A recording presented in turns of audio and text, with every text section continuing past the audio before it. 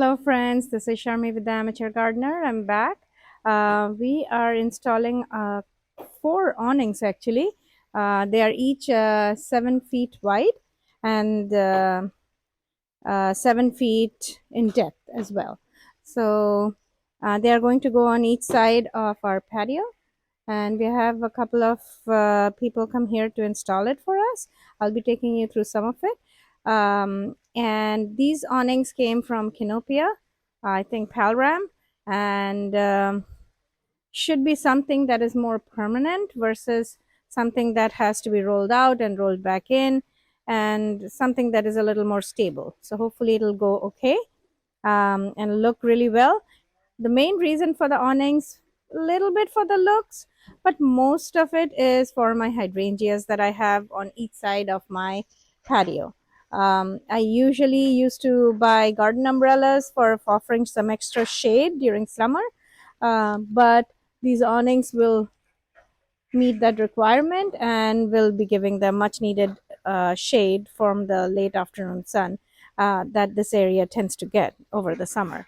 Right now, it's mostly in the shade even till like 3 or 4 o'clock, but over the summer, when the sun like kind of changes its angle a little more, we get this area is in sun like from like 2-ish, 2 o'clock-ish. And so I wanted to get a lot of light but less sun, which this will do. So we'll take you through some of it.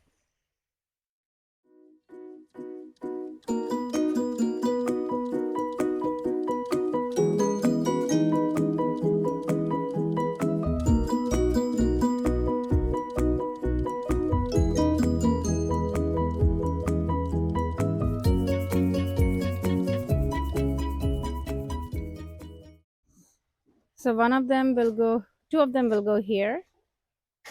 Together their width will be 14 feet. And the other two will go on the other side of my patio, which is here on the kitchen window. And as you see, here are all my aisle of hydrangeas. Things have more leafed out a little more than what you saw last time. And after putting this awnings on, I'm so excited I can put a little more ferns here, as this area will be in little more shade. As you can see, we have shade from the house up until this point, and then you have sun for the rest, where you see all the irises. I have a lot of lilies, Asiatic lilies that will be coming up there, but we have shade up until this point. This is what, and that's a hibiscus in the corner, but this is what I take advantage of the shade and plant my my rhododendron and my all other shade loving plants like the hydrangeas that's nicely leafing out, the leopard plants, all the other, the fatsia, all of these go here. I also have an undercover of oxalis, like the red oxalis. I love it. It kind of nicely fills out this area.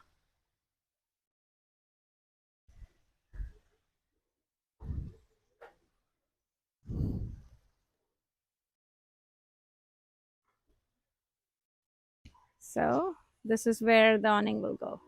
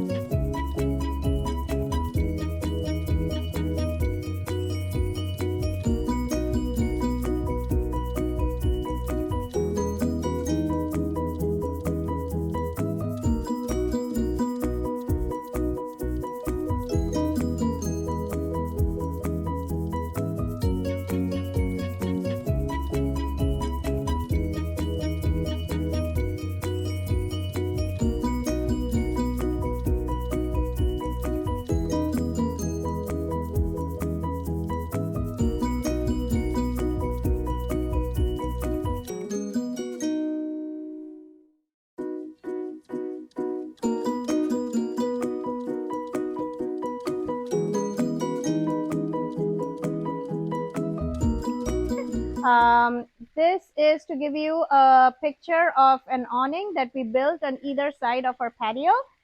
It's more like a fixed awning. You can see a little bit of it there. Let me take you through it and I'll talk through about what was the purpose of it, why we built it, and what it is supposed to do. Let's go. So let's go. Okay. So let me step back. This is the picture of the awning. Um, it is a total of like 14 feet in width, and the depth is 7 feet. So it is on either side of my patio. It's covered with plexiglass that is has some accommodation for UV lights, and this, as you see, is going right over my shade garden. This garden is in shade for most of the day, except for maybe after 3:30 p.m. in the fall, spring, and winter. But during the summer, this area gets almost full sun from like 2 p.m. onwards. So as you can see, these are some these are some garden umbrella stands. I have a couple of them on each side. So they were used over the last 4 or 5 years to provide some shade during the months of June through August for my hydrangeas. As you know, hydrangeas have a lot of difficulty accepting our full sun, even though it is late afternoon sun, but still. But over the summer, they used to struggle. The first year they struggled, and then I came up with this idea.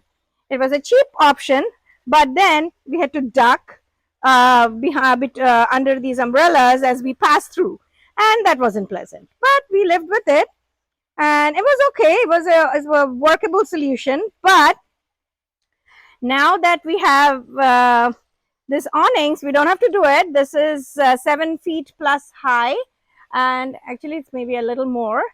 And there you can see it. And this one will provide the shade that is needed for my hydrangeas.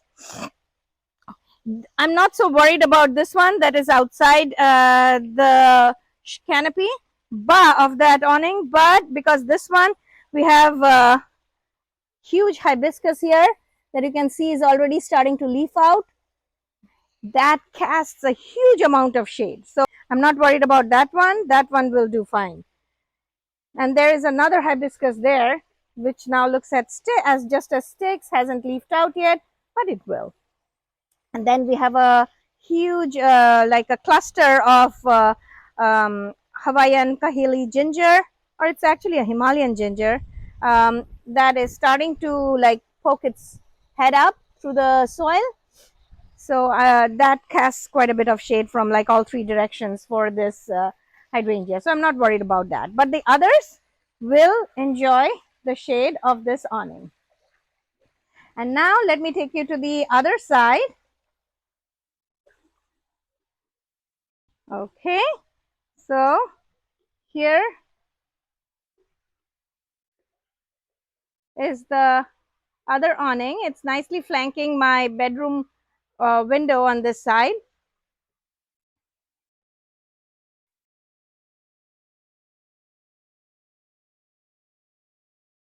And these hydrangeas are fairly new.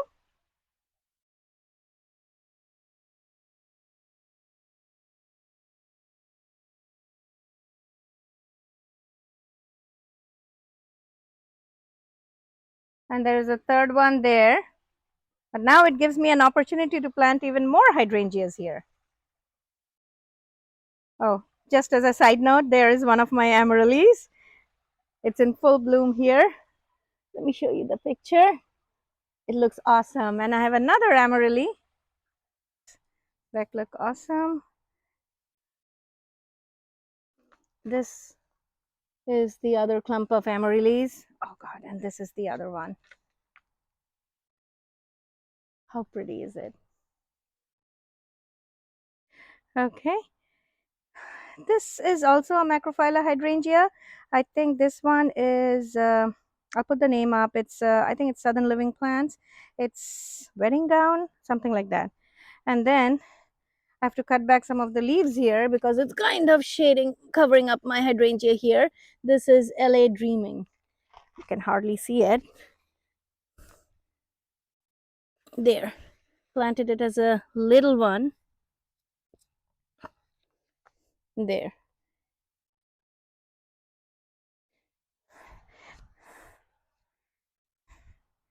There's some bulbs that are, I don't know what's coming up. I did plant some things. I don't know what's coming out. We'll see. We'll find out. Okay. So this is the picture from the side about how it looks.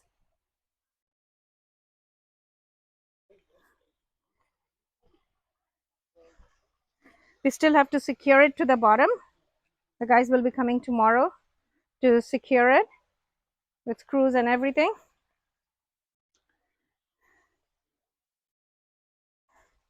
But I am super happy that this is going to provide the much needed shade to my hydrangeas. And we are in zone 9 in the Houston area. And even, I mean, whatever sun it gets is enough to grow whatever else I have here. We get a lot of light. It's not that this area is not well lit. This area is very well lit. Let me show you one of my plum trees that is in bloom.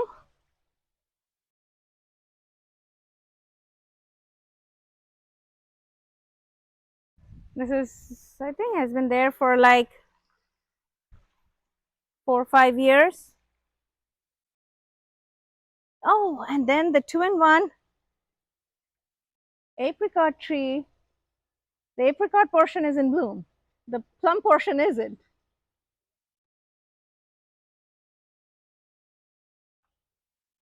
This is the apricot part. That's in bloom. But the plum portion, this is a huge one. This one has been there for like 10 years.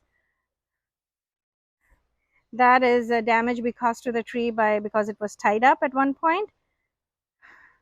But now it's on its own. It's a huge one. It casts a whole lot of shade to this area, which is why I also have camellias and hydrangeas here. This is also another, this is the, I think this is the Big Daddy hydrangea. We call it the Big Daddy bed. But we have a bunch, oh, the pulmonaria is starting to flower up. We have some dianthus here. Some of them are in flower. And we have a lot of carex. I think this is Eversheen carex. This bed is fairly new.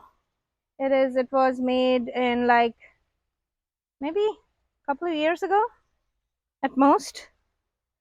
This is another bed that is fairly new, but we have all the anemones and the ranunculus spring up. So this area will have flowers soon. My little froggy is right there, and there is my little turtle. Love them.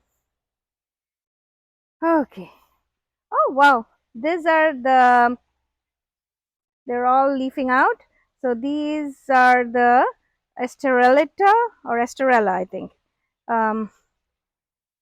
This is one. This is another Esterellita here, but we have a little petunia that decided to not die and start flower early. This one has a story. This one, I think, is a petunia. I planted some, I don't remember. I think it was jazzberry that I planted here. And then it seeded or something. So I found some seeds in a spot. So then I came and I planted them. And this is what we got, a few of them, and this one survived. This is a bobo hydrangea. Should do okay here. This area gets some sun and some shade too because of the palm trees. This is a butterfly bush. I think it's the lavender crush. And this one is another bobo hydrangea. We love garden tours. The fig is leafing out. There is where I planted my elderberry in the back of the waterfall. And these are all the other uh, Achillea or yarrow that is planted here at the bottom.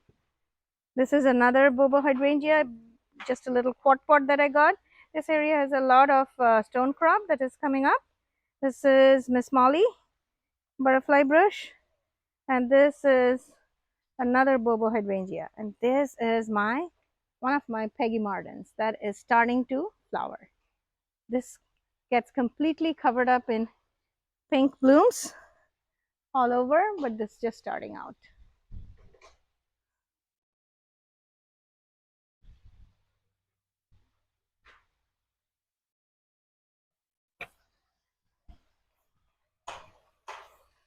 This is on the other side.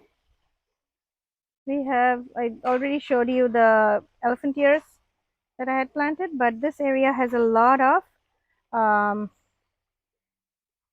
Russian sage, and we have a whole bunch of them, and some of them are growing in between, as you can see, in between the between the rocks and the concrete. So I'm going to pull them out and probably plant them here.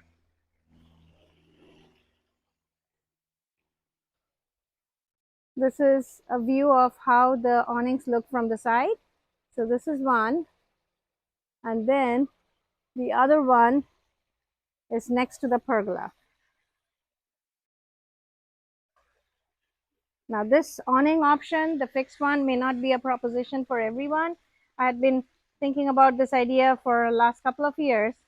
We were thinking about retractable awnings, then we thought about uh, manually retractable, then automatic retractable, but we decided on this one because A, it's more sturdy, and B, I don't have to replace the cloth every year or replace the awning itself every year.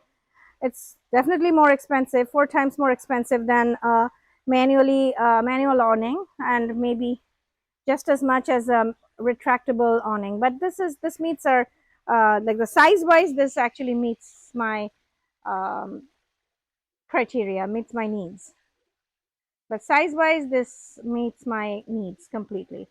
It's like 7 feet wide, and we have two of them on each side, so total four, and it's 7 feet wide and 7 feet deep. We have two of them on each side. So right now it is 7 feet deep and 14 feet wide, which is perfect for us. Okay. So hopefully you'll like my video. If you did, please hit like and subscribe. Otherwise, we have lots of other things coming up. We'll be planting the evergreen clematis today and installing a new trellis or arbor, like an arch that goes over with the that will be supporting the plant. We may get a few flowers this year, but maybe not. But I'm hoping to get a good show next year. But it's evergreen, so I'll enjoy the leaves. We'll take you through that process. Until then, bye bye.